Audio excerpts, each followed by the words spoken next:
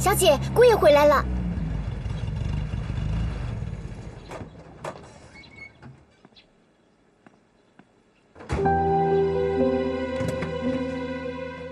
来，姑爷怎么带了个女人回来？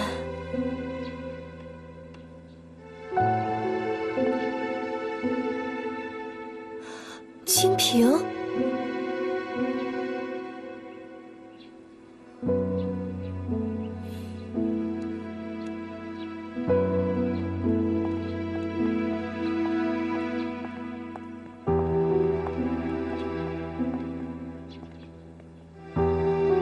宏远，给你介绍一下，这是我们家的二少奶奶，童玉婉。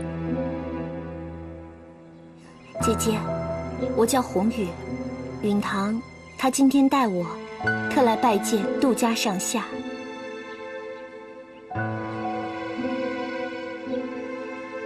怎么，吃醋了？那好吧，要是你有什么不满的话，尽管投诉，我洗耳恭听。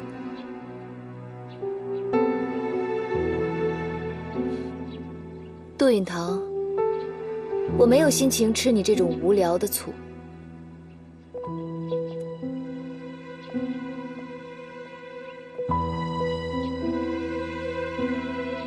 允堂，你现在是不是该带我去见伯母了？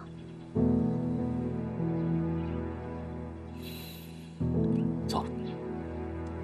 太太，二少爷带了个漂亮的女人回来，现在。 正在门口跟二少奶奶说话呢，这可怎么办呢？哎呀，荒唐！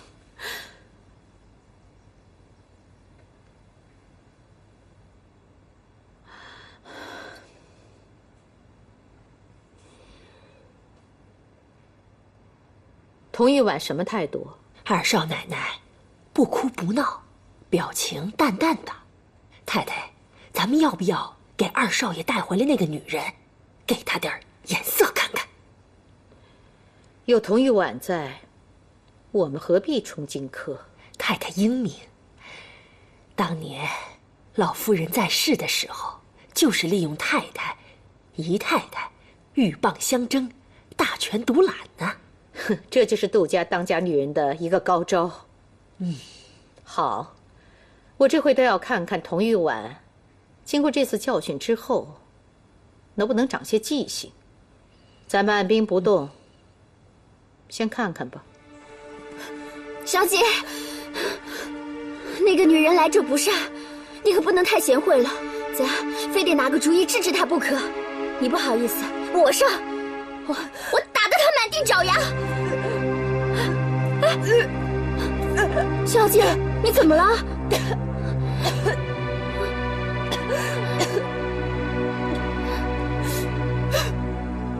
怎么哭了？我可没见过你这样。你被那个狐狸精欺负成这样了，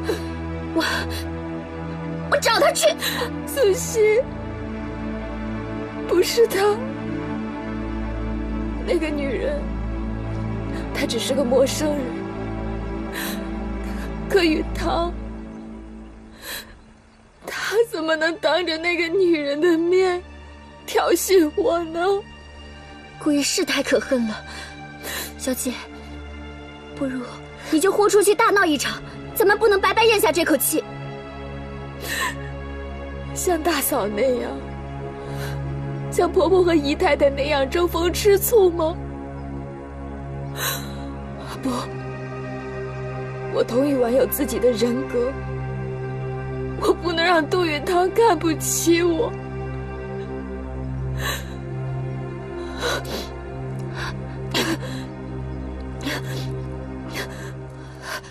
苏西，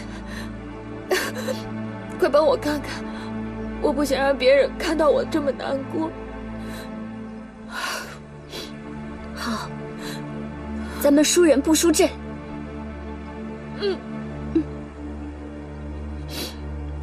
走。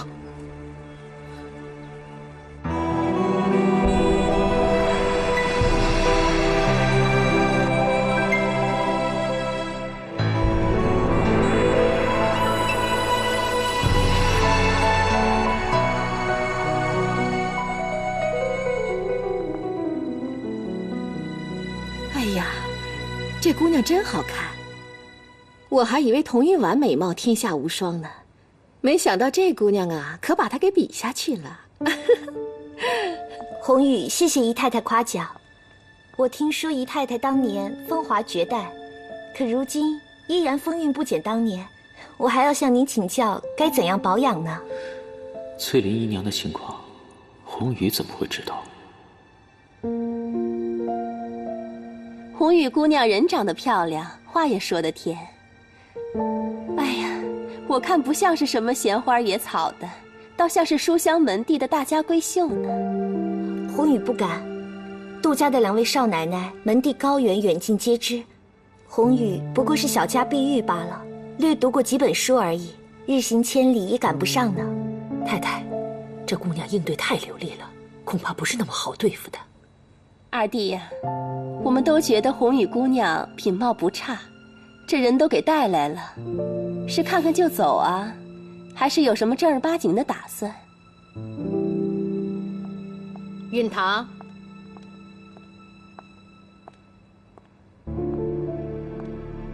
你今天都敢把人带到家里来，你是怎么打算的？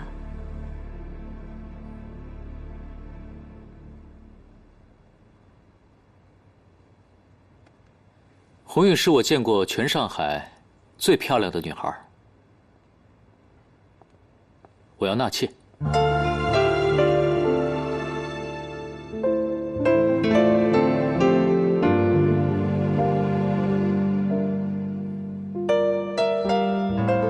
玉婉，你来的正好，来，过来。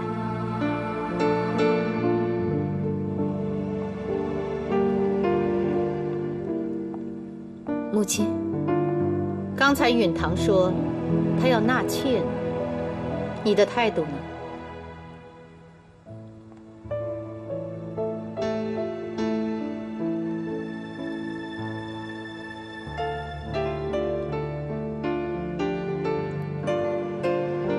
事出突然，容我再好好的定夺吧。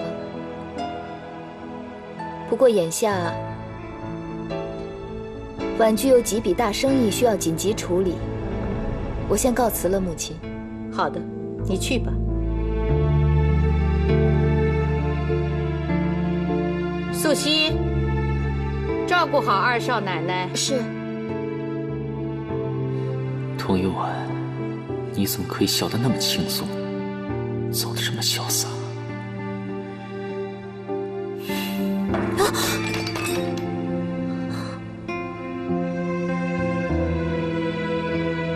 允堂，你到底知不知道他是什么来历？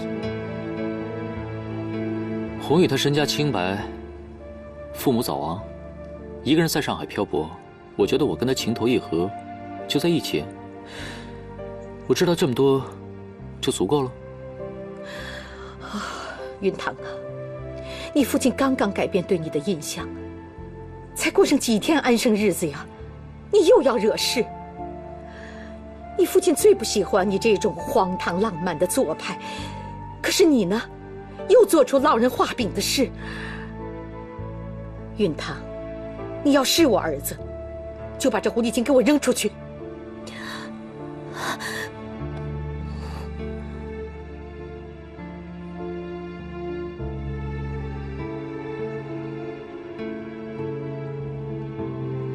这位小姐，我们杜家一向知书守礼，不管跟允堂你都做过什么。在我跟我们家老爷没有商量之前，你先走吧。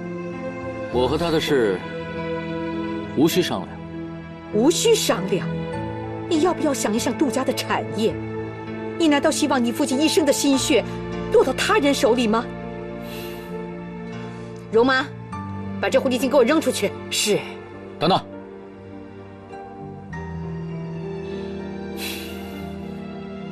不管怎么样，今天我非把红玉留下来不可。那玉婉怎么办？就算你要纳妾，也要问问玉婉是否同意，她才是你的太太。她根本不爱我，我爱不爱她，她也不在乎。那她呢？你确定她真爱你吗？爱你的钱吧，太太，对你来说，我只是个不懂羞耻的女人，但是对我来说，云堂，他是我一生一世等待的爱人。太太，我相信前世的缘分。哼，还真是大言不惭啊！你们才认识多久啊，就一生一世的缘分了。虽然我和云堂只相处了短短的几个小时，可这已经是我人生的全部。现在，就算是要我死，我也是幸福的。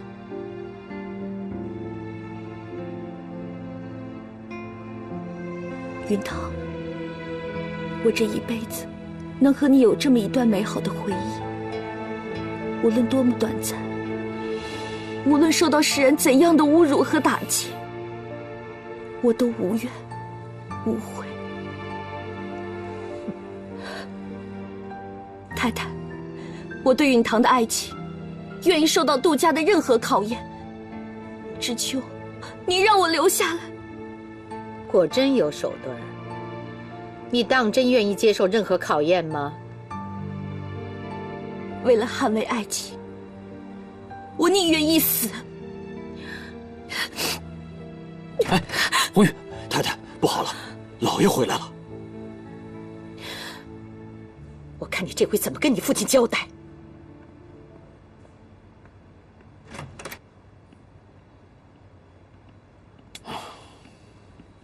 你又怎么回事？我要娶红雨，就这么简单啊？那童玉婉呢？你把童玉婉放到哪里啊？既然你娶了她，做你的妻子，你就要负责任。再说，杜家不能娶妾。你当年娶二娘的时候，把我妈置于什么地方？云堂啊，这是我多年来最大的憾事。难道你要步我的后尘，走我的老路吗？允堂，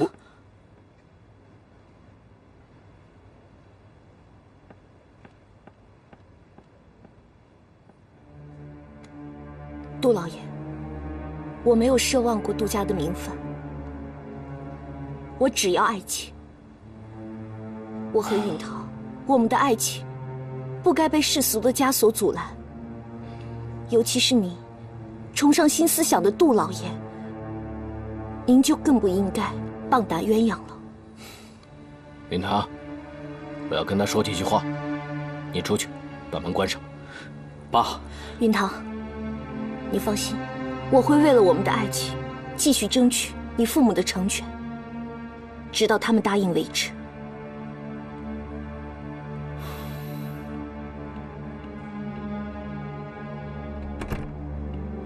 你坦白告诉我，到底你想得到什么？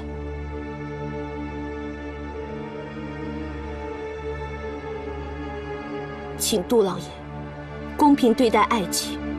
我是真的爱允堂，我和允堂是真心相爱，为什么就不能被祝福呢？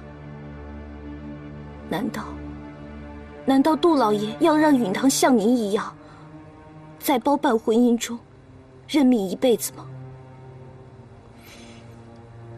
你告诉我，你到底想达到什么目的？难道你想让允堂休了自己的妻子来娶你吗？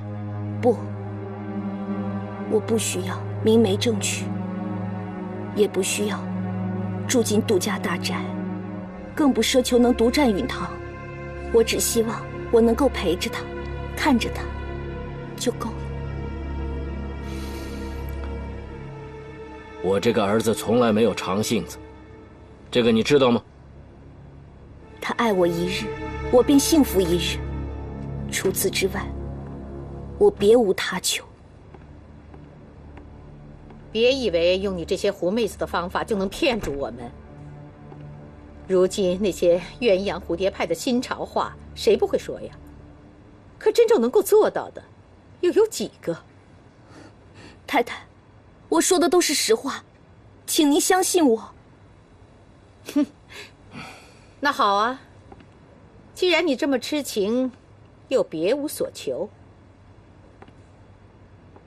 那好，请你马上离开杜家，去一生一世痴情的等待吧。容妈，太太，送客。是，走吧。太太，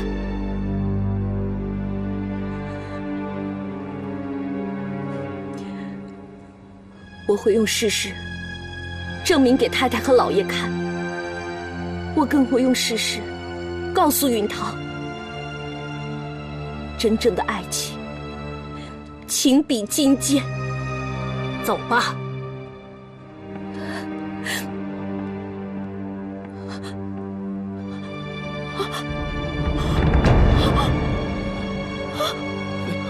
容妈，叫医生。老爷，既然是女客，就由家里的女眷来安排吧。好吧，人命关天，把它办好。那是自然。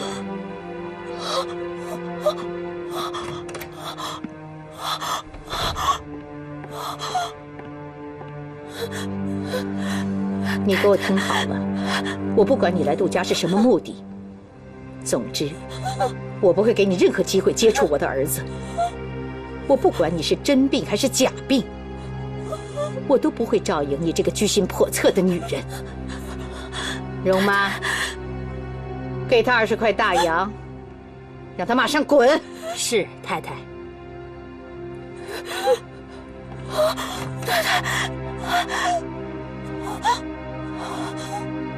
太太和老爷现在没空搭理你，你有病就看病，没病别装了。我有哮喘病，我求求你们，给我点药，我求你们。我要是救了你，就是杜家的罪人了。都说你这祸害活千年，你且死不了呢。快走，快点。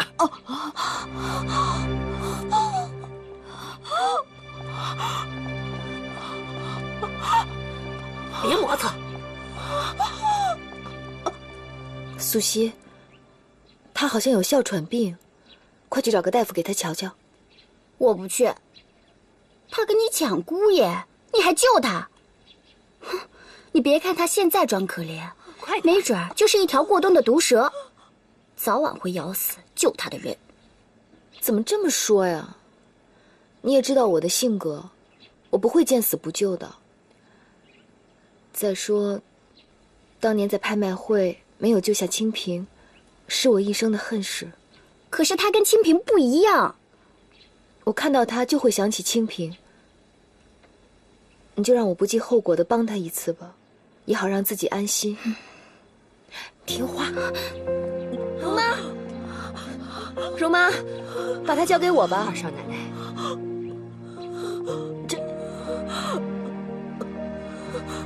苏西，扶他去花房。是，我们走。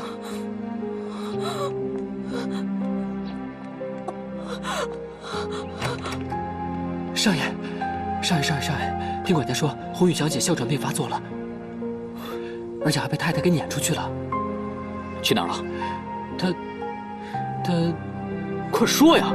她被少奶奶已经拉到花房去了。哎，少爷，他这是娘胎里带的病，随时都可能发作，最好随身带着药。多谢大夫，这是您的诊疗费。不客气。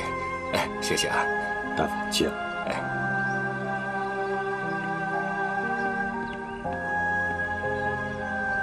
红雨小姐，你放心吧，你的病不是很重。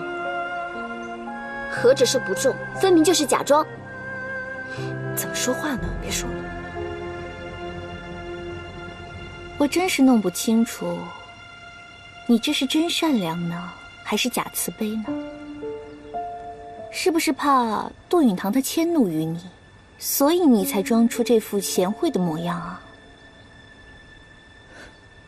我童玉婉不是一个虚情假意的人，我救你是看在一位故人的情分上。故人？清平啊，你果然跟他有渊源。渊源？她可是我的孪生姐姐，我那失散多年的姐姐，现在我们阴阳两隔，好像都是你害的吧？我没有加害过你姐姐清平。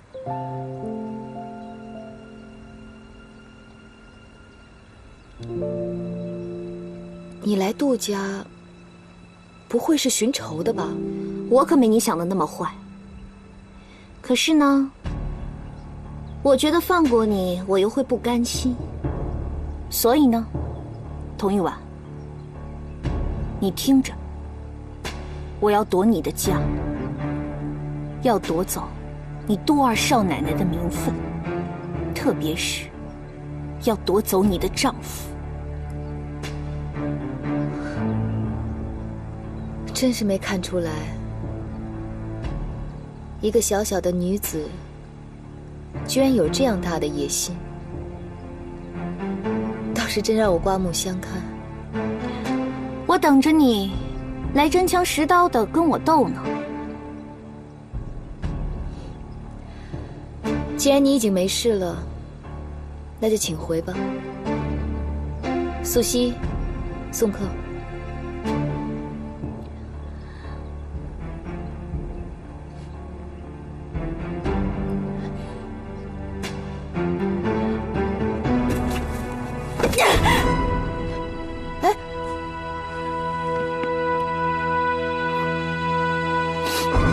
云堂曾经告诉我，他最喜欢的就是郁金香了。我跟他喜欢一样的花，又有什么错？玉婉姐姐，你怎么能够因为嫉妒就毁了他呢？还有，我不是清平姐姐的替身，我是红玉。你怎么解释这一切？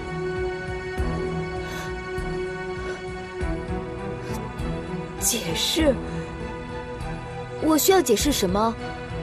如果你真的把他当成清平的话，我只能说你是鬼迷心窍。如果你有能耐的话，可以冲着我来撒气。这些话对我有什么意义，你知道吗？啊，就算你嫉妒，你也没有这个权利去毁了他。嫉妒？我为谁嫉妒？谁值得我嫉妒？太可笑了吧！是，我不值得你嫉妒。你记住，是你让我对你死心的。这下你满意了吧？啊？既然你心里没有我，为什么死赖着不走啊？啊？这里是杜家，不是你们童家。马上给我滚！给我滚！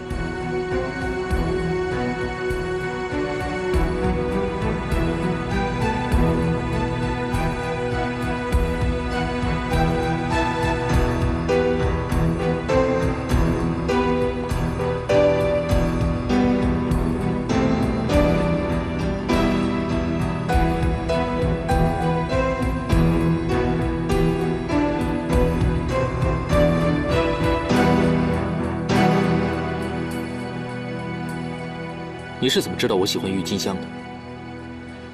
你对我和我家的了解，比我想象中的还多。你到底是谁？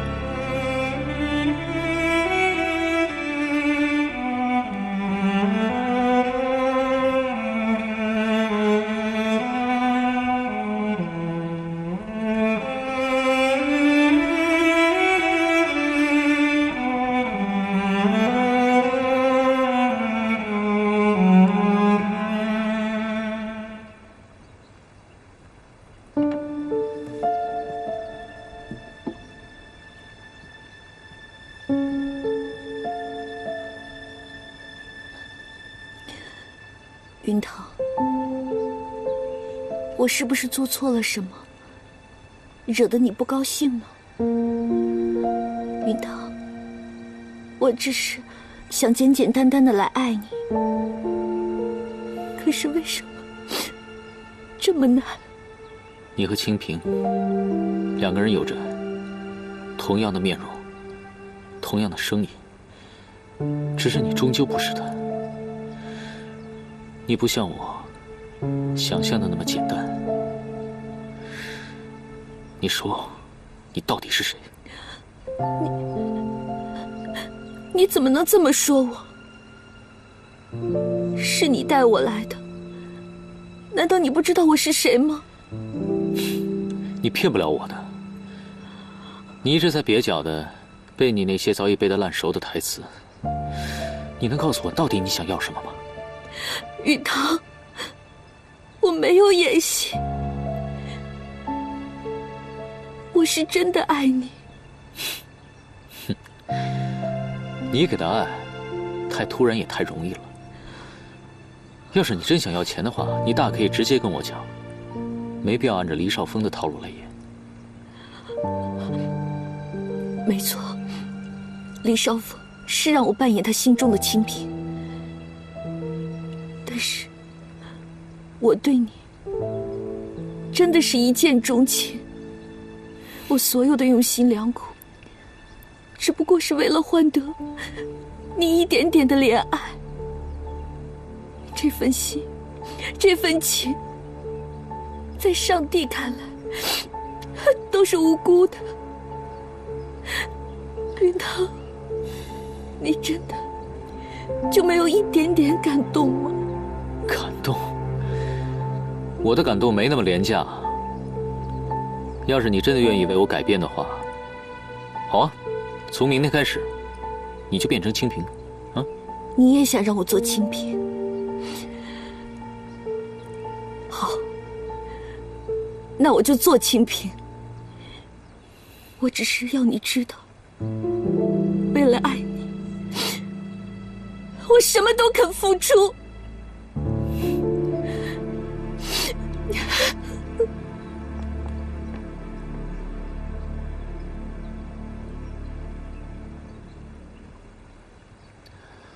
二少爷，我猜，你让红雨小姐进家门，是不是为了气气少奶奶，好试出她的真心？你给我闭嘴！可现在，我真的觉得你对红雨小姐有点怜香惜玉了，是不是？可是她居心叵测，有可能是李少峰的人。可她是个美人儿，又柔弱，又温柔。她和少奶奶可不一样。她肯服软，她肯认错，又不跟我较劲。就这一点，为什么童玉婉她就是做不到呢？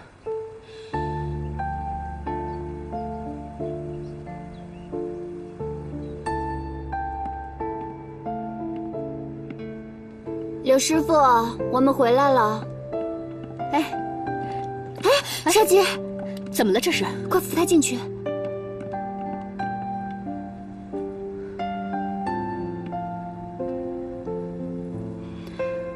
玉婉，你这是怎么了？小姐，你要是难过，就哭出来吧。婉君还有事要做，我没时间为一个男人伤心难过。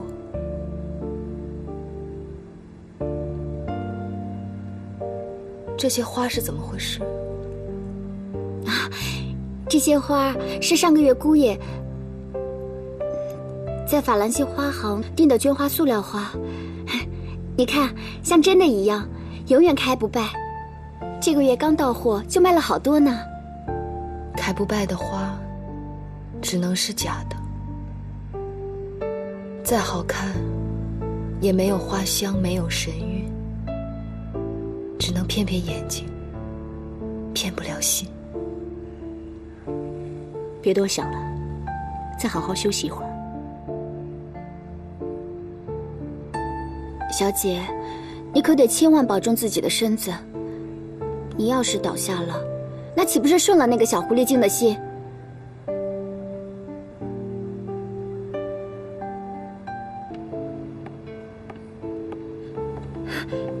太太，小姐，太太来了，太太来了，快醒醒。母亲，为了那个红雨，在闹绝食？不是，我只是不舒服。丈夫要纳妾，哼，当太太的，她怎么可能舒服呢？你呀，为什么就不肯给允堂服个软呢？母亲，允堂决定的事情，除非他自己想明白，不然谁劝也是劝不动的。是劝不动，还是不肯劝？我心知肚明。你的心里，是不是还想着周家那个男人？我这儿有一封信，你敢念给我听吗？容妈，太太，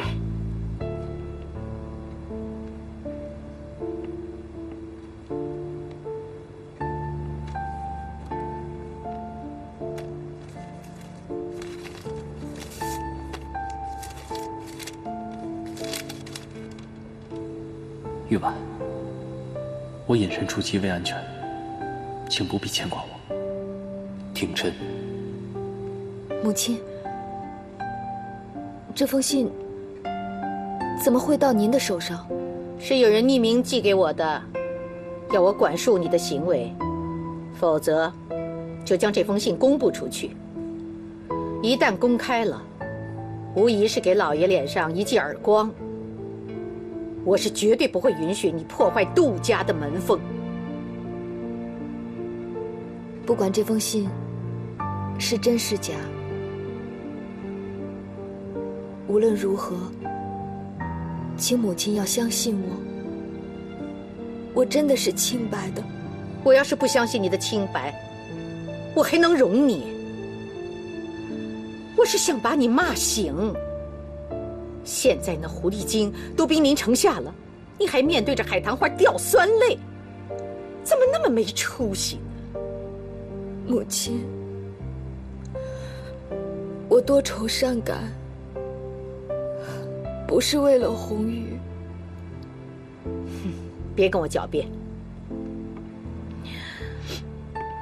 问题不是红雨，或是那个周廷琛。从现在开始，你要操心那个爱上了野花的丈夫，而不是其他任何人。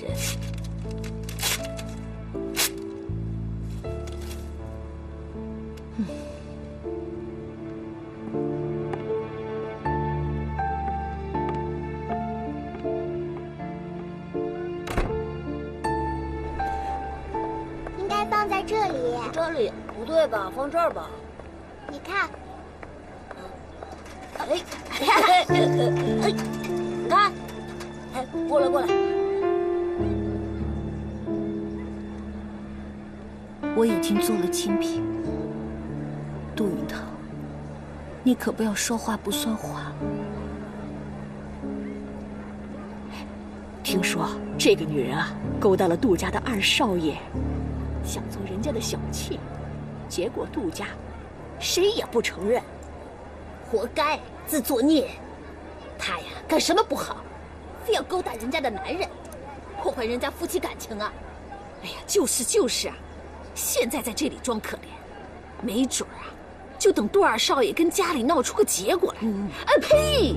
你这个狐狸精，真不要脸呀！犯贱呢！是，不就是？你们说什么呢？你们说谁是狐狸精？走。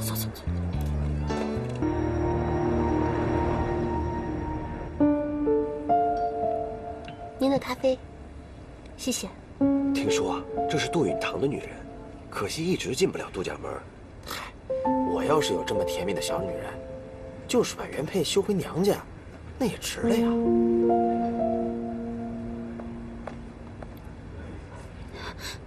是他，就是他。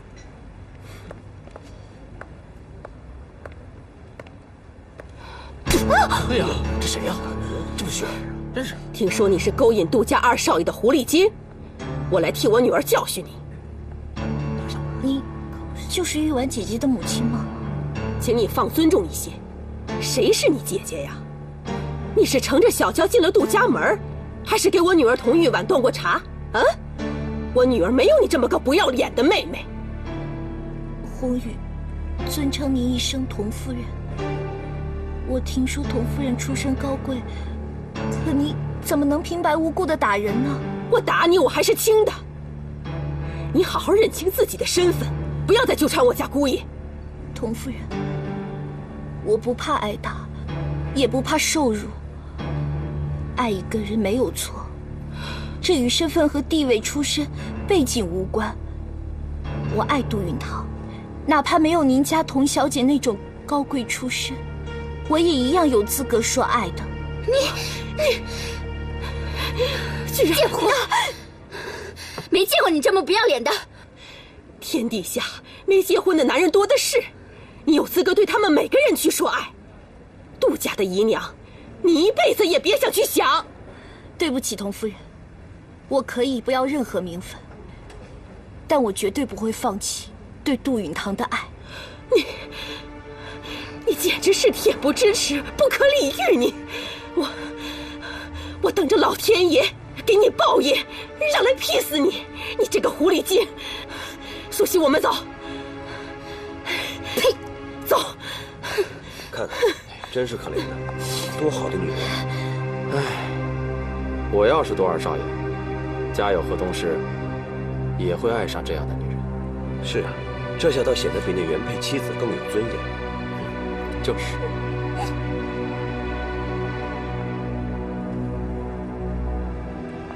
哎，小姐，因为你，我们咖啡馆被弄得一塌糊涂，需要赔偿。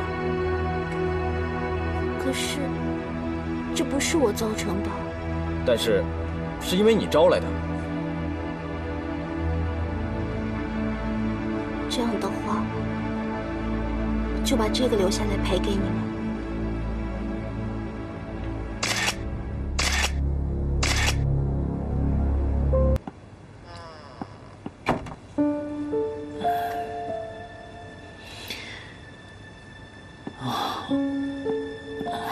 允堂，你醒了？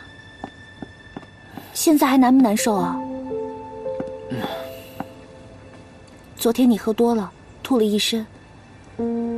早饭我已经做好了，要不要趁热起来吃一些啊？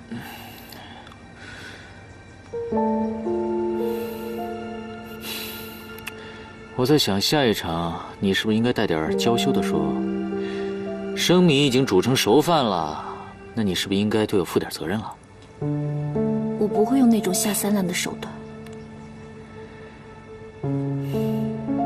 你不会用那种下三滥的手段，哎，那好，你这回可是吃大亏了。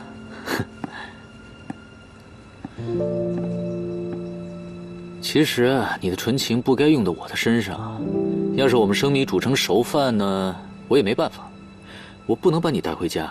但是有一件事情我是可以做到的，就是在那个支票后面多加一个0。云堂，我都把心交给你了，你真的要践踏到底吗？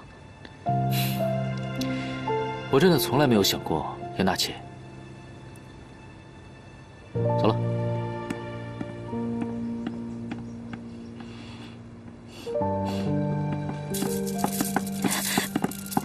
云堂，你别走。你不让我走，只会让你更难堪的。你给我一个拥抱好吗？即使你不再来了，红雨也能凭借着一点暖意，温暖我所有的寒夜。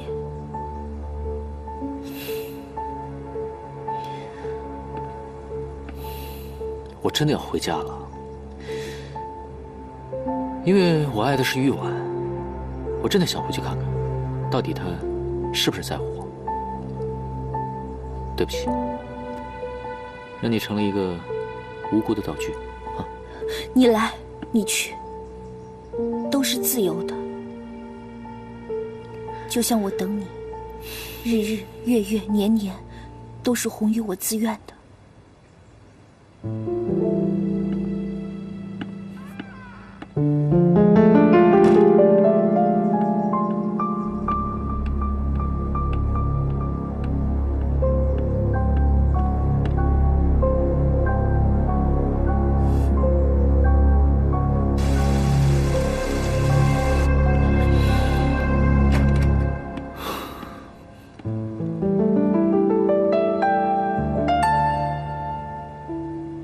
今天全家去烧香，你怎么没去啊？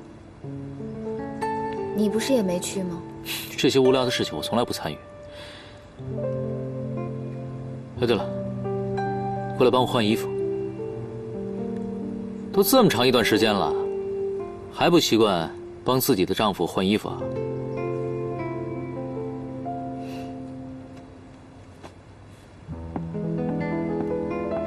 你整天神出鬼没的，谁能时刻准备着接你的假呀？做太太的不管好自己的丈夫，那算是失职，是要打屁股的。哎呀，讨厌！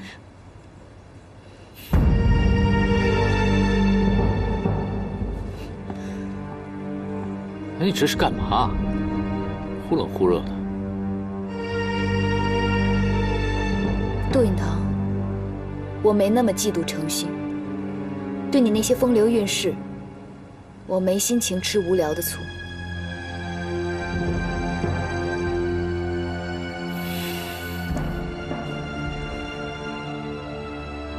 你心里到底有没有我这个丈夫啊？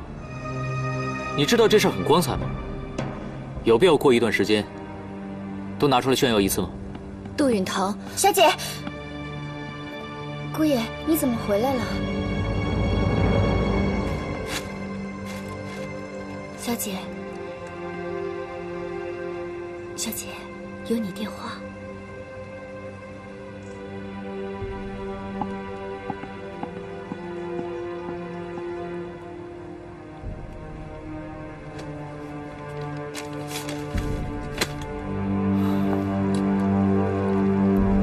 我是童玉婉，你是哪位？玉婉，听说你生病了。怎么是你啊？我挺好的，你怎么样？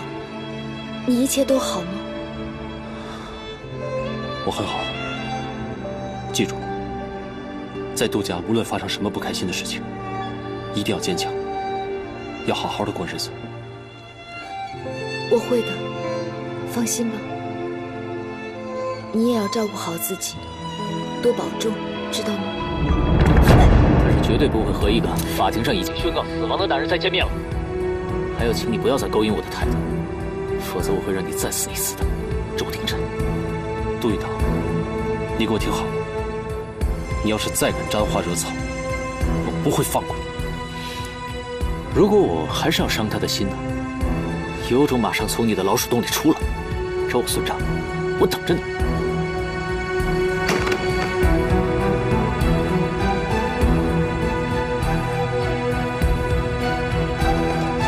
杜允堂，你发什么疯啊？怪不得对我阴阳怪气，怪不得你不跟全家人一起去烧香呢。你跟那个周廷琛到底瞒着我，在我背后做了什么？周廷琛是在成全我，让我在杜家好好过，这才是一个真正的男人。不像有些人，自己为所欲为，却连别人一个电话都容不下。你打呀，你打呀！你已经不是第一次对我动手。如果你这次真的打我，就算杜家所有人都在为你求情，我也不会在杜家多待1分钟。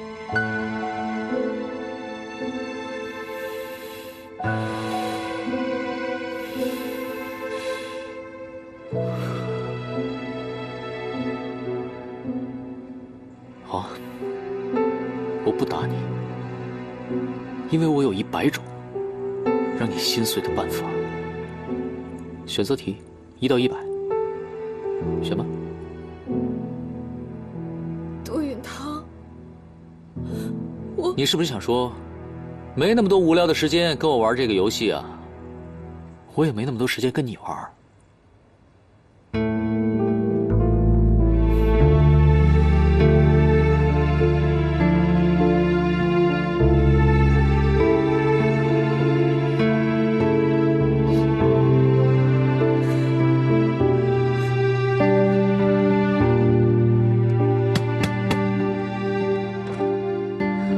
允堂，我回来吃你做的早饭。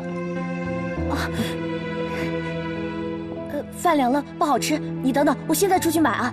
看你手忙脚乱的，我只是想喝一口粥而已嘛。对不起，允堂，我是太高兴了，有些控制不住自己的情绪。你想喝什么粥，或者还想吃些什么？我现在就出去给你买。要是他有你那么在意我，哪怕只有你的1%，我就已经很高兴了。哪怕他要的是天上的月亮，我也可以为他摘下来。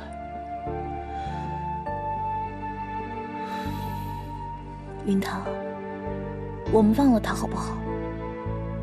我现在就出去买酒，在我们的小天地里一醉方休。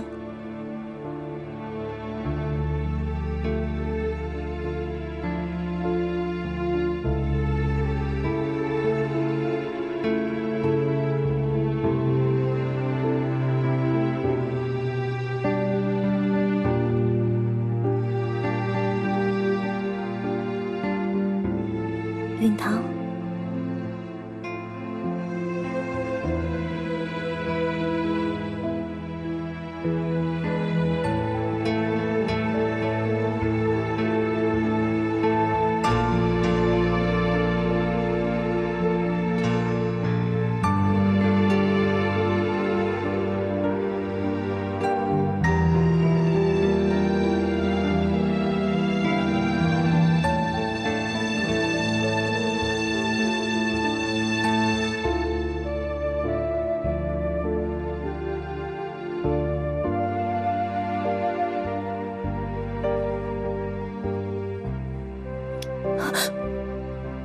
我警告你，不要想你不该想的。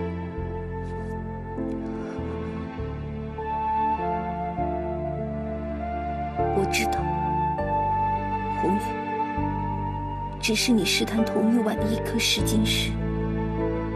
真是冰雪聪明。云堂，你见过扑火的飞蛾吗？明知道扑上去会被烈火焚身而死，可自己还傻傻的去送命。我现在就是那只被火焰迷住的飞蛾，退不出，飞不了，也逃不掉了。云堂，我不需要你爱我，我只想要你的心有一刻为红玉而感动，我就心满意足了。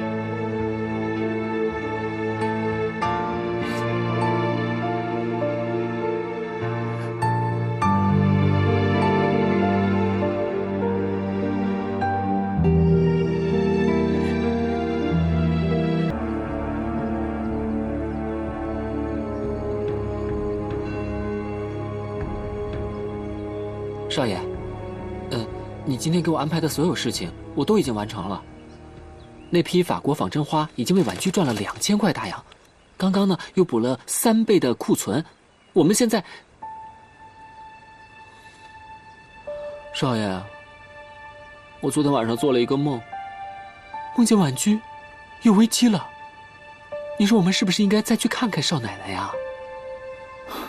我可不想对着那张冷冰冰的脸。那您想要去看红雨小姐？那边有阴晴的密不透风，我也有点受不了。那就难办了，这冷的你不想见，热的你又受不了，这冷啊热的，怎么才能够恰到好处呢？是这温度不对呢，还是这人不对啊？是不是偏偏希望冷冰冰的人变成一团火，还是希望另一个人降一点温？你比乌鸦还烦，给我闭嘴！还有这个封条不许撕下来啊！我告诉你，要不然有你好受的。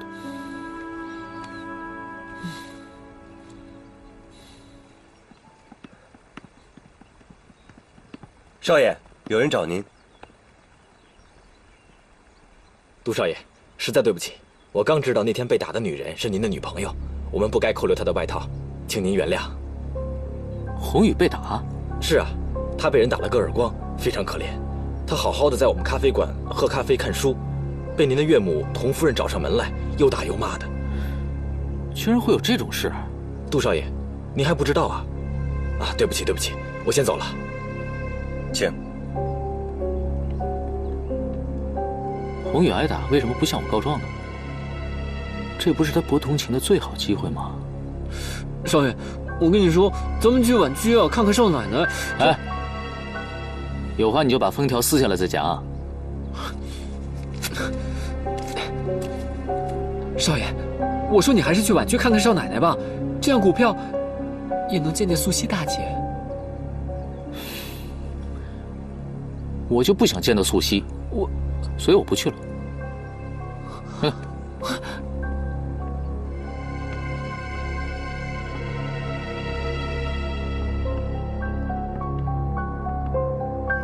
你怎么知道我会来？我才不管你会不会来呢，反正我就是想做好饭等你。那这样吧，以后就不用等我了。反正我外面应酬挺多，没空再来。你不来，我大不了白做一顿饭而已嘛。可是你来了，我自然就会幸福的忘乎所以。云堂，快坐吧，快坐，快尝尝我的手艺。哎，吃这个。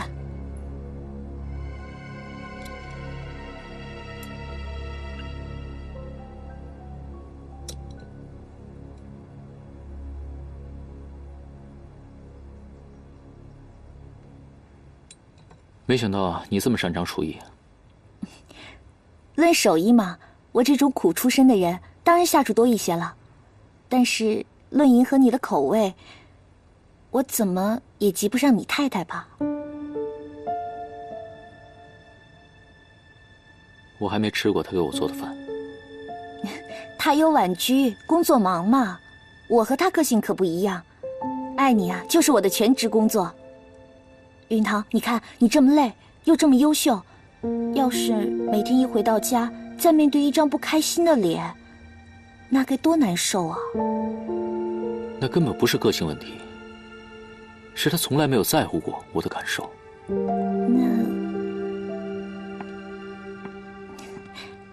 既然如此，云堂，你何不常驻温柔乡呢？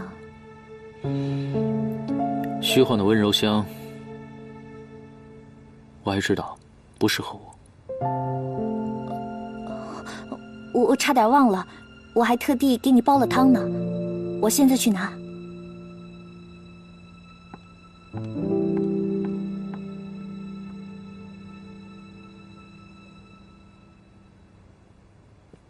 云堂，人呢？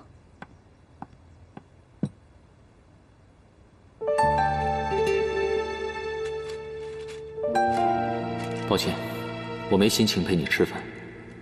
这些钱是给你的，拿去买些首饰。一个女人别刻薄自己，成全男人。云堂，我赢了，我赢了，我赢了！名门世家、美貌无双的童玉婉，我走运了，还有钱！珍珠首饰、玛瑙、红宝石，我红运发财了，我走运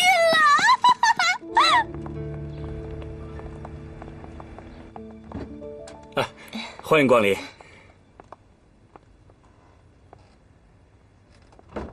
他怎么在这儿？妈妈，红玉说要送你一些好东西呢。二太太，您过来看。二太太，您看看这只玉镯，喜欢吗？那这个你怎么不留着呀？红雨虽年轻，但是皮肤哪里比得上二太太啊？这要是我戴上啊，还不把这上好的翡翠给委屈死啊！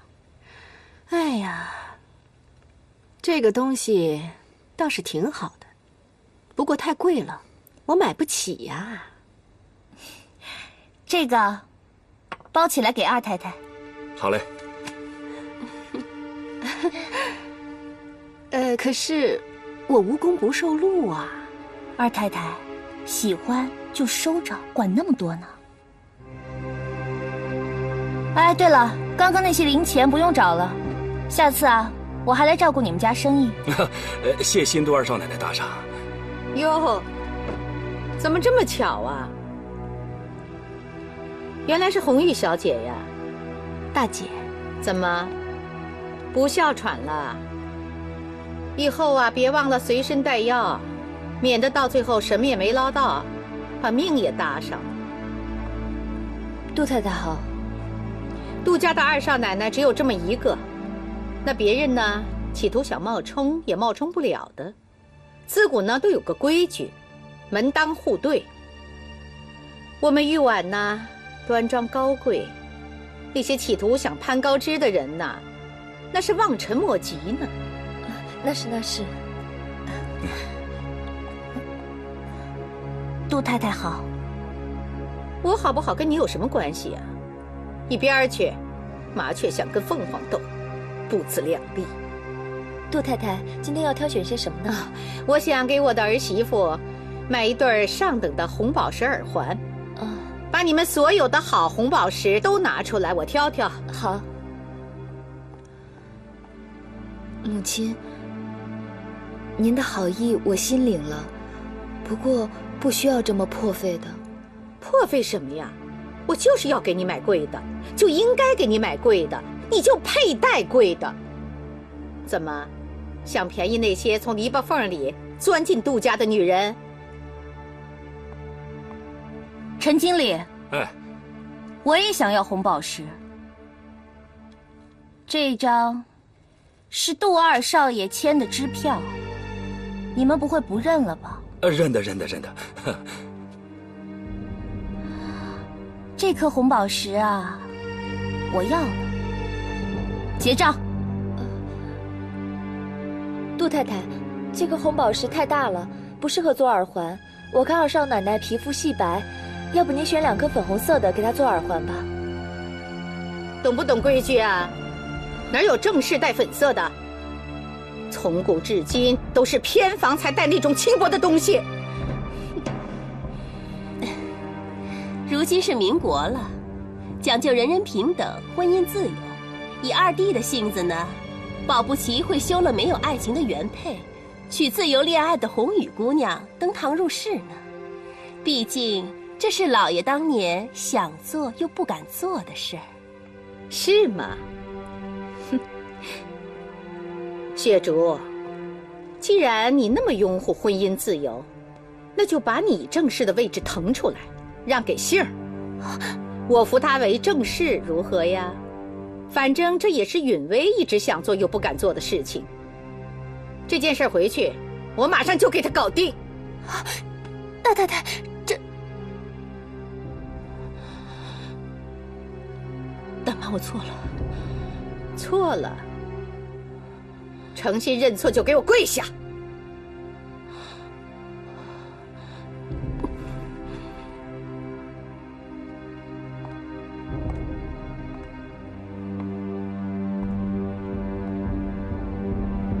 红雨，如果我把你今天在人面前对我不敬的事告诉允堂，你说从我肚子里爬出来的允堂，还会不会向着你呢？这里的红宝石我都要了，再选几副足金的首饰，马上给我包起来。是。以后给我记住，谁是杜家的大太太，谁是杜家的正房二少奶奶。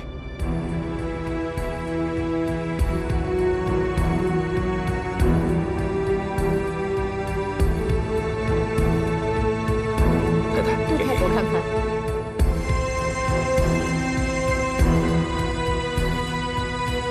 了吗？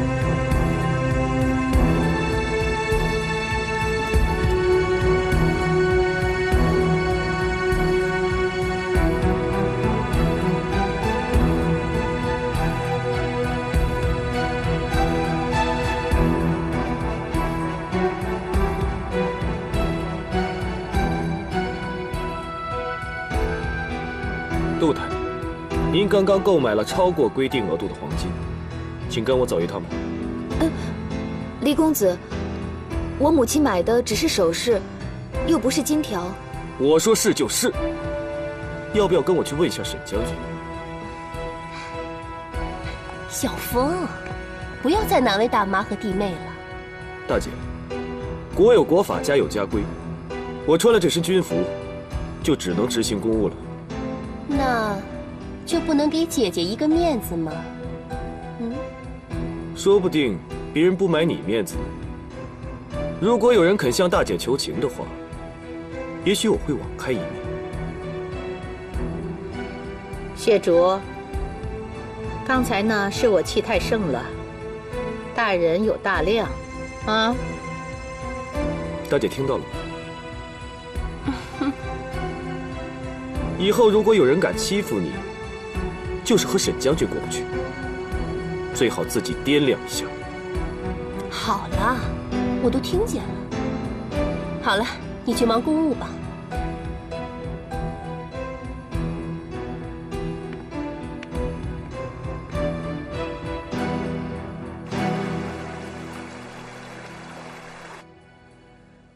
这个月的上等官宴怎么消耗这么多呀？我问过厨房了，他们说大少奶奶让厨房每天都得熬一份。大少奶奶？马上叫雪竹过来。大少奶奶一早就出门了，说是给红雨小姐送燕窝补品去。给红雨？她住什么地方？就住咱家后花园对面不远的一个小屋里。我们都是死人呐，啊！上一次在珠宝店就被他将了我们一军，现在在我们眼皮子底下吃我们的喝我们的，还上等燕窝伺候着。我说你怎么就不知道问一问？母亲，我真的不知道。走，跟我走，看看这狐狸精到底想玩什么花样。